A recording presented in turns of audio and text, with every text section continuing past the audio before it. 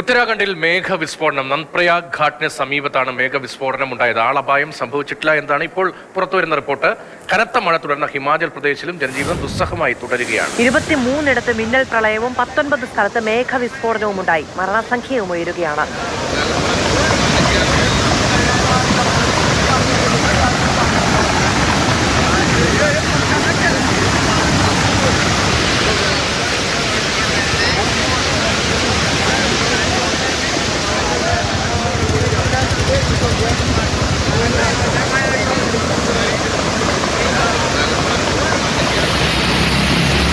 ഉത്തരാഖണ്ഡിലെ പ്രതിസന്ധിയുടെ ആഴം എത്രത്തോളം ഉണ്ട് എന്ന് വ്യക്തമാക്കുന്ന ദൃശ്യങ്ങളാണ് ഇന്ന് പുതുതായി പുറത്തു വരുന്നത്.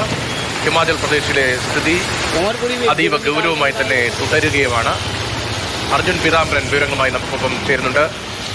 അർജുൻ, നൂറുകണക്കിന് വീടുകൾ, മനുഷ്യർ, പാലങ്ങൾ, റോഡുകളൊക്കെ ഒഴുകിപ്പോയി, ഇല്ലാതെയായിപ്പോയി എന്നുള്ളതാണ്. ദിവസങ്ങളായി ഹിമാചൽ ഈ ദുരന്തം അഭിമുഖീകരിച്ചു കൊണ്ടേയിരിക്കുകയാണ്. ഏറ്റവും പുതുതായി ലഭിക്കുന്ന വിവരങ്ങൾ എന്തൊക്കെയാണ്?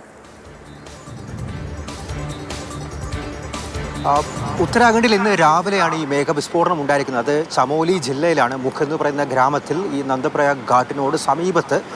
പക്ഷേ അവിടെ ആളപായം ഇതുവരെയും ഉണ്ടായിട്ടില്ല. അത്തരത്തിലുള്ള റിപ്പോർട്ടുകൾ നമുക്ക് ലഭിച്ചിട്ടില്ല.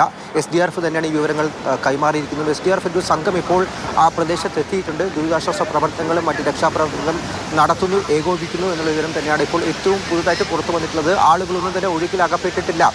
മേഘവിസ്ഫോടനം പിന്നീട് ഒരു മിന്നൽ പ്രളയമായി രൂപപ്പെട്ടിട്ടില്ല എന്നുള്ളൊരു വിവരം കൂടിയാണ് ഉത്തരാഖണ്ഡിൽ നിന്ന് വരുന്നത്. പക്ഷേ ഗംഗാ നദിയിൽ വലിയ തോതിൽ തന്നെ ജലനിരപ്പ് ഉയർന്നിട്ടുണ്ട്. അത് ഉത്തരാഖണ്ഡിന് പുറമെ ഉത്തർപ്രദേശിലേക്കും, കാരണം ഈ ചമോലി എന്ന് പറയുന്നത് ഉത്തരാഖണ്ഡിൻ്റെ തെക്കൻ മേഖലയിലുള്ള ജില്ലയാണ്. അവിടെ നിന്നും ഉത്തർപ്രദേശിലേക്കും ഗംഗ ഒഴുകുന്നു. ആ ഭാഗങ്ങളിലെല്ലാം തന്നെ വലിയ രീതിയിൽ ഈ ഗംഗാ നദിയോട് ചേർന്നുള്ള ഭാഗങ്ങളിൽ വെള്ളം കയറിയിട്ടുണ്ട്, വീടുകളിലേക്കും വെള്ളം കയറുന്നുണ്ട്. അങ്ങനെയുള്ള പ്രശ്നങ്ങളാണ് നിലവിൽ നിലനിൽക്കുന്നത്.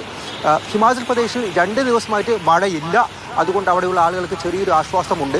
രക്ഷാപ്രവർത്തനം കുറച്ചുകൂടി വേഗത്തിലാക്കുന്നുമുണ്ട്. മാത്രമല്ല, കാണാതായിട്ടുള്ള 31 പേരെ സംബന്ധിച്ച് ഇതുവരെ വിവരം ലഭിച്ചിട്ടില്ല. അവരെ കണ്ടെത്താനുള്ള പ്രവർത്തനങ്ങളും മറ്റ് രക്ഷാദൗത്യങ്ങളാണ് ഇപ്പോൾ കുറച്ചുകൂടി വേഗത്തിൽ നടത്താൻ സാധിക്കുന്നതും. യെല്ലോ അലേർട്ടാണ് നിലവിൽ ഉത്തരാഖണ്ഡിലും ഹിമാചൽ പ്രദേശിലും നൽകിയിരിക്കുന്നത് 9-ാം തീയതി വരെ. അതായത് നാളെ വരെയും ജാഗ്രത പുലർത്തണമെന്നുള്ള കാര്യം കൂടി കാലാവസ്ഥാ നിരീക്ഷണ കേന്ദ്രം അറിയിച്ചിട്ടുമുണ്ട്. ശരി, ഉത്തരാഖണ്ഡിൽ നിന്നാണ് പുതിയ വാർത്ത വന്നത്. ഉത്തരാഖണ്ഡിൽ മേഘവിസ്ഫോടനം ഉണ്ടായി. നന്ദ്പ്രയാഗ് ഘാട്ട് സമീപത്താണ് മേഘവിസ്ഫോടനം ഉണ്ടായത്. ആളപായം സംഭവിച്ചിട്ടില്ല എന്ന റിപ്പോർട്ടുകളാണ് വരുന്നത്. അതേസമയം തന്നെ കനത്ത മഴ തുടരുന്ന ഉത്തരേന്ത്യൻ സംസ്ഥാനങ്ങളിൽ ജനജീവിതം ദുസ്സഹമായി തുടരുകയാണ്.